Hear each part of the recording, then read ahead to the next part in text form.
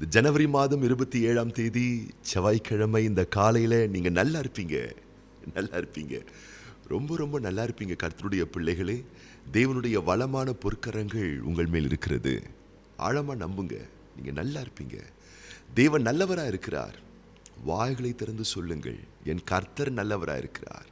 நான் ஆராதிக்கிற தேவன் நல்லவராக இருக்கிறார். வேத புஸ்தகத்திலே கர்த்தர் நல்லவர், கர்த்தர் நல்லவர், கர்த்தர் நல்லவர்னு எத்தனை முறை வந்துக்கிட்டே இருக்குங்க. உங்கள் வாழ்க்கையினுடைய முக்கியமாய் உங்களுக்கு இருக்க வேண்டிய ஆழமான நம்பிக்கை என்ன தெரியுங்களா? கர்த்தர் நல்லவராக இருக்கிறார். இரண்டாவது, அவர் நல்லவராக இருக்கிறதுனால நான் நல்லா இருப்பேன். அவர் நல்லவர், அவர் என்னை நல்லா வச்சுப்பார். நிச்சயமாக நீங்கள் நல்லா இருப்பீங்க.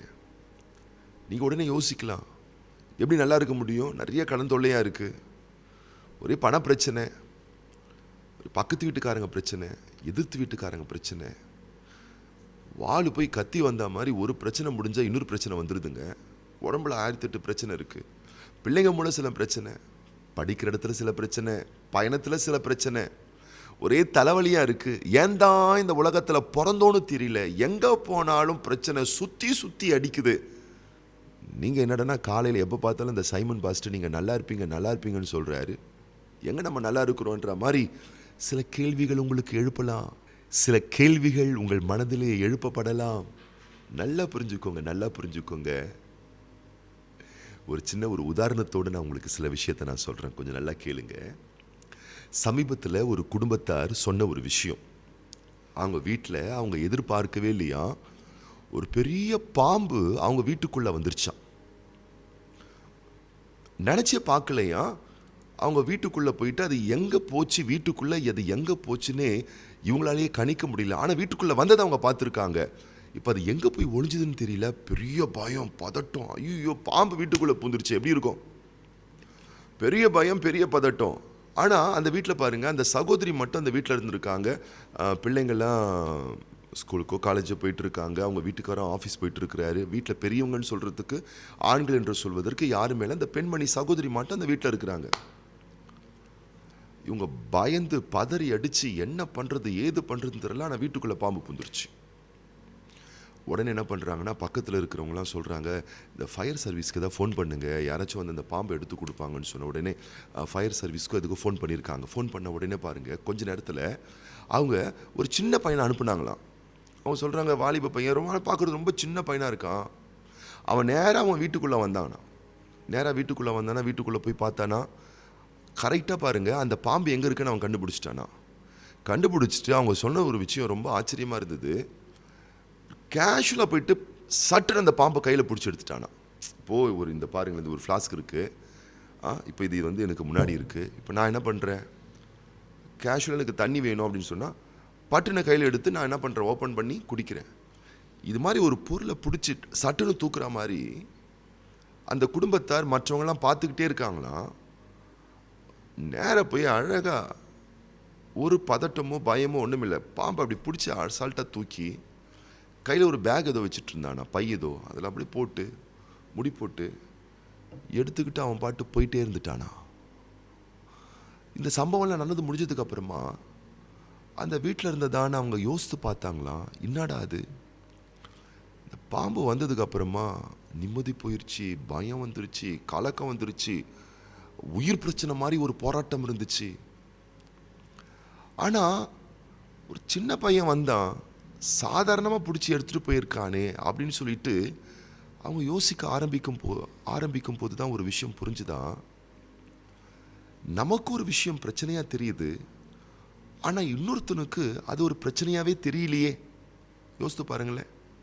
பாம்பு மோசமான ஒரு விஷயந்தான், அதுக்குள்ளே ஒரு விஷம் இருக்குது, அது கடிச்சிரும், அது பாதிச்சிரும்ன்றதெல்லாம் ஒரு விஷயந்தான், அது இல்லைன்னு சொல்லலை. ஆனால் உண்மையான பிரச்சனை அதுவாக இருக்குமே, ஆனால் இன்னொரு நபர் வந்து அதை பிடிச்சி எடுத்துகிட்டு போனாரே, அவரையும் அது பாதிச்சிருக்கணும்ல, ஆனால் அவரை பாதிக்கலையே. அப்போ ஒருத்தருக்கு எது பிரச்சனையாக இருக்கோ அது இன்னொருத்தருக்கு பிரச்சனையாகவே இல்லை, அது இல்லை. அப்போ உண்மையான பிரச்சனை என்பது ஒரு பொருளோ, ஒரு மிருகமோ, ஒரு மனுஷனோ, ஒரு எதிர்ப்போ, ஒரு போராட்டமோ உண்மையான பிரச்சனை இல்லை. ஆனால் அது உண்மையான ஒரு பிரச்சனை தான். அது நம்மளை சிதைச்சிரும், பாதிச்சிரும், அழிச்சிரும், நாசப்படுத்திரும், மோசமாக்கிறோம், விளங்காமல் போக வச்சிரும்னு சொல்லி நம்ம மனசின் ஆழமாக ஒரு சந்தேகப்பட்டு பயத்தில் நடுங்கிக்கிட்டு தேவையில்லாமல் அப்படி நம்பிக்கிட்டு இருக்கோம் பார்த்தீங்களா? அதுதான் உண்மையான பிரச்சனையாக இருக்குது, நம்ம மனசில் இருக்கக்கூடிய ஒரு பிரச்சனை. வேத புஸ்தகத்தில் பாருங்க, 1 சாமுவேலின் புஸ்தகம் 17ஆம் அதிகாரம் 32ஆம் வசனத்திலே தாவீது இவ்வண்ணமாய் சொல்லுகின்றார். தாவீது சவுலை நோக்கி, இவன் நிமித்தம் ஒருவனுடைய இருதயமும் கலங்க வேண்டியதில்லை, உம்முடைய அடியானாகிய நான் போய் இந்த பெலிஸ்தனோடே யுத்தம் பண்ணுவேன் என்றான். தாவீது சொல்றாரு, யாரும் பயப்படாதீங்க, யாரும் கவலைப்படாதீங்க, யாரும் அச்சப்படாதீங்க. அந்த கோலியாத்தி நிமித்தம் நீங்கள் யாரும் உங்கள் மனம், உங்கள் இருதயம் கலங்க வேண்டாம். இப்போ கோலியாத்துன்றது உண்மையான பிரச்சனையாக இருந்தால் தாவீதுக்கும் கலக்கம், கவலை, பயம் வந்திருக்கணும்ல. தாவீதுக்கு கவலை, கலக்கம், பயம் வரலையே. ஏன்னா தாவீதின் மனசுக்குள்ள அந்த பயத்துக்கு அவர் இடம் கொடுக்கவே இல்லை. அது அவர் உண்மையான பிரச்சனையாகவே மனசில் எண்ணலை. கர்த்தர் இருக்கிறார், இதெல்லாம் ஒரு பிரச்சனையே இல்லை, ஒன்றும் இல்லாமல் போயிடும்னு சொல்லி ஆழமாக நம்பினார். கர்த்தருடைய பிள்ளைகளே, இந்த நாளில் நீங்கள் நல்லா நம்பணும், நல்லா உள்வாங்கணும்.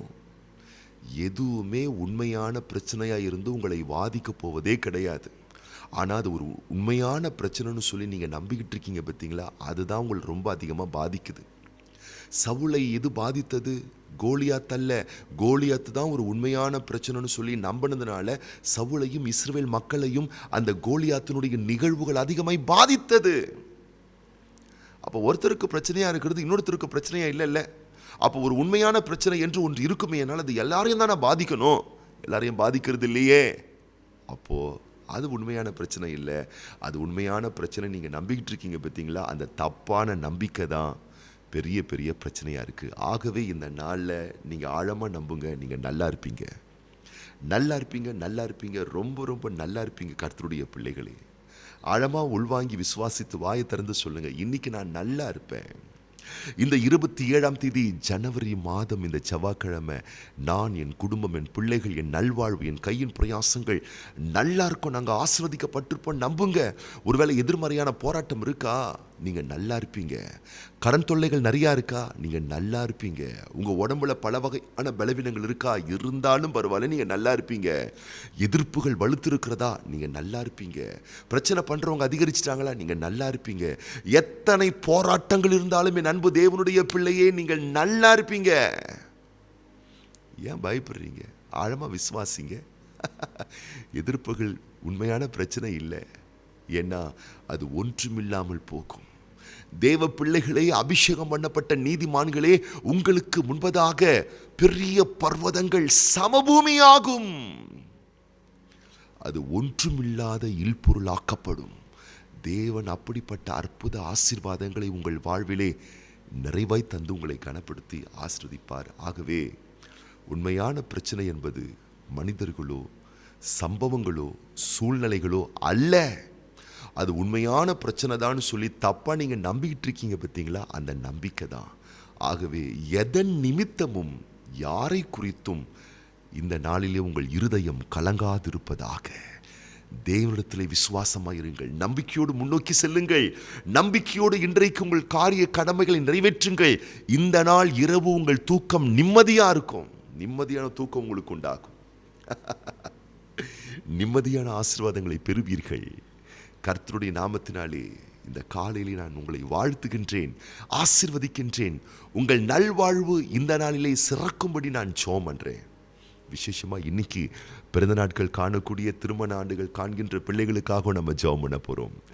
இன்றைக்கு பிறந்த நாள் காணக்கூடிய அன்பு சகோதரி ஆர் மரியாள் மற்றும் அன்பு மகள் எம் ஏத்தனா, அதுபோலவே திருமண நாள் காணக்கூடிய அன்பு சகோதரர் பவுல்காந்த் சியோன், சிஸ்டர் ஏஞ்சலின் தம்பதியார் இன்னைக்கு திருமண நாள் காண போறாங்க. இவங்களுக்காக நம்ம விசேஷமா நம்ம ஜெபம் பண்ண போறோம். கண்களை மூடி நம்ம ஜெபம் பண்ணலாமா? பரலோக தகப்பனே, இந்த ஜனவரி மாதம் 27ஆம் தேதி இந்த செவ்வாய்க்கிழமை இந்த காலையிலே இந்த வார்த்தை கேட்டுக்கொண்டிருக்கக்கூடிய ஒவ்வொரு பிள்ளைகள் மேல் நீர் உம்முடைய வலக்கரத்தை வைத்து தொட்டு ஆசீர்வதிப்பீராக. ஆண்டவரே, உம்முடைய பிள்ளைகளுடைய உள்ளங்கள் கலங்கி போயிருக்கின்றது. வாழ்வில் கண்டதான சில மோசமான சம்பவங்களை பார்த்து அனுபவித்து இருதயம் நொறுங்கி போயிருக்கின்றது. ஆண்டவரே, உம்முடைய பிள்ளைகளுக்கு உணர்த்துங்கப்பா. அது உண்மையான பிரச்சனையே இல்லைன்னு சொல்லி உணர்த்தி எங்கள் பிள்ளைகளுடைய இருதயம் கலங்காதிருக்கும்படி கர்த்தர் செய்து, எவ்வளவு பெரிய பிரச்சனைகள் சவாலை இருந்தாலும் அது உண்மையானது அல்ல, உண்மையானது தேவனுடைய அன்பு தான். ஆண்டவருடைய அன்பு இன்னைக்கு உண்மையா என் மேல இருக்கு. அந்த அன்பினால் நான் ஜெயிப்பேன், நான் வெற்றி காண்பேன், எல்லா சவால்களை நான் சந்தித்தாலும் நான் மேற்கொள்வேன், ஜெயம் கொள்வேன் என்ற நம்பிக்கையை தாங்கப்பா. தாவீதுக்கு இருந்த அந்த ஒரு நம்பிக்கை 9 அடி கோலியாத்தை என்னாலும் அவன் ஒன்றுமில்லாமல் போவான் என்று தாவீது நம்பி ஜெயித்தது போல, இன்றைக்கு உம்முடைய பிள்ளைகளுக்கு முன்பதாக எவ்வளவு பெரிய சவால்கள் இருந்தாலும் அதன் மத்தியிலும் நாங்கள் நன்றாயிருப்போம், வெற்றி காண்போம் என்றதான ஒரு வீர நம்பிக்கை நீர் உம்முடைய பிள்ளைகளுக்கு தருவீராக. இந்த நாளிலும் உடைய பிள்ளைகளுடைய காரிய கடமைகள் ஆசீர்வதிக்கப்படுவதாக. சுகமாய் வளமாய் நலமாய் வாழ்ந்திருக்கக்கூடிய அத்தனை மென்மையான ஆசீர்கள் சம்பூர்ணமாய் நீர் உடைய பிள்ளைகளுக்கு தந்து கனப்படுத்தி ஆசீர்வதிக்க வேண்டுமென நலமான கரத்திலே நாங்கள் ஒப்புக் கொடுக்கிறோம் ஐயா. இன்றைக்கு பிறந்த நாட்கள், திருமண ஆண்டுகள் காண்கின்ற ஒவ்வொரு பிள்ளைகளையும் உடைய நாமத்தினாலே நாங்கள் வாழ்த்துகிறோம், ஆசீர்வதிக்கிறோம். கர்த்தருடைய ஆசீர்வதிக்கப்பட்ட பிரசன்னம் உடைய பிள்ளைகளோடு கூடவே இருக்கட்டும். மென்மேலும் நீரும் உடைய பிள்ளைகளை பலப்படுத்தி சகாயம் பண்ணுவீராக. உம்முடைய வருகை வருமட்டும் இதுபோல் இன்னும் அநேக பிறந்த நாட்களை, திருமண ஆண்டுகளை உடைய பிள்ளைகள் காண வேண்டும் என நாங்கள் வாழ்த்தி ஆசீர்வதிக்கிறோம் ஐயா. ஆண்டுகளை வருடங்களை நன்மைகளால் முடிசூட்டுகிற தெய்வம், அன்பு பிள்ளைகளுக்கு நீர் தந்திருக்கக்கூடிய நாட்களையும் வருடங்களையும் நன்மைகளால் முடிசூட்டி அனைத்து ரகமான சந்தோஷங்களால் நீருமுடைய பிள்ளைகளுடைய நல்வாழ்வை சிறக்க இனிக்க செய்தருள வேண்டும் என ஒப்பு கொடுத்து மனதார வாழ்த்தி ஆசீர்வதித்து ஆண்டவர் இயேசு கிறிஸ்துவின் ஆசீர்வதிக்கப்பட்ட நாமத்தினாலே வாழ்த்தி ஜெபிக்கிறோம் எங்கள் நல்ல பிதாவே, ஆமேன். சொல்லுங்க, இன்னைக்கு நீங்க நல்லா இருப்பீங்க, ரொம்ப நல்லா இருப்பீங்க.